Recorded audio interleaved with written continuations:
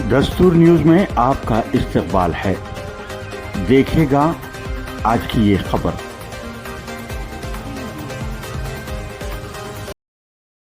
ہنمکنڈہ چورا پر مسلمانوں کی ایک تعداد نے پارلیمنٹ میں وقف بل بات سنے اور اس کی تائید کرنے والے چندرا بابو نائیڈو JDU-RLD LJP و دیگر جماعتوں کے خلاف برہمی کا اظہار کرتے ہوئے پرامن احتجاج کیا۔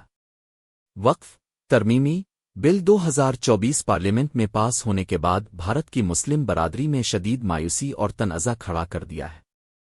اس بل میں تجویز دی گئی ہے کہ وقف بورڈز میں غیر مسلم اراکین کو شامل کیا جائے اور حکومت کو متنازع وقف جائیدادوں کی ملکیت کے تعین کا اختیار دیا جائے۔ بل کے حامیوں کا کہنا ہے کہ ان ترامیم کا مقصد کرپشن میں کمی اور شفافیت کو فروغ دینا ہے، لیکن ناقدین کے مطابق یہ بل مسلمانوں کے آئینی حقوق پر حملہ ہے اور اس کے نتیجے میں تاریخی مساجد اور ایسی جائیدادیں جن کے دستاویزی ثبوت موجود نہیں ضبط کی جا سکتی ہے۔ اور اس وقف ترمیمی بل پاس کرنے کے پس منظر میں مسلم دشمنی اور مسلمانوں کو وقف جائیداد سے بے دخل کر کے ان جائیدادوں کا استحال کیا جانے کی منشا ہے۔ یہ بل بھارتیہ جنتا پارٹی BJP اور اس کی اتحادی جماعتوں خاص طور پر جنتا دل یونائٹڈ JDU اور تلگو دیشم پارٹی TDP کی حمایت سے منظور ہوا۔ اس حمایت پر مسلم تنظیموں نے شدید تنقید کی ہے۔ ہنمکنڈہ چورا پر مسلمانوں کی ایک تعداد نے اس بل کی تائید کرنے والے چندرا بابو نائیڈو JDU-RLD LJP و دیگر جماعتوں کے خلاف پرامن احتجاج کیا۔ ڈاکٹر صاحب کچھ بولو۔ السلام علیکم۔ حکومت کی جانب سے مسلمانوں کی اس موقع پر ڈاکٹر انیس صدیقی نے اپنے خطاب میں کہا کہ JDU کے نتیش کمار اور TDP کے چندرا بابو نائیڈو نے اپنے موقف سے ہٹ گئے اس بل کا ساتھ دیا اور مسلمانوں کے ساتھ غداری کی۔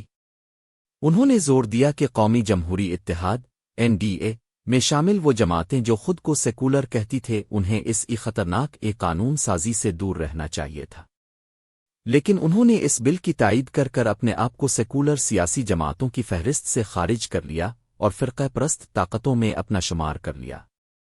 خلاصہ یہ ہے کہ وقف ترمیمی بل 2024 کی JDU اور TDP-RLD LJP کی حمایت نے مسلمانوں میں شدید غم و غصہ پیدا کیا ہے، جو اس قانون کو اپنے مذہبی حقوق اور خود مختاری پر حملہ سمجھتے ہیں۔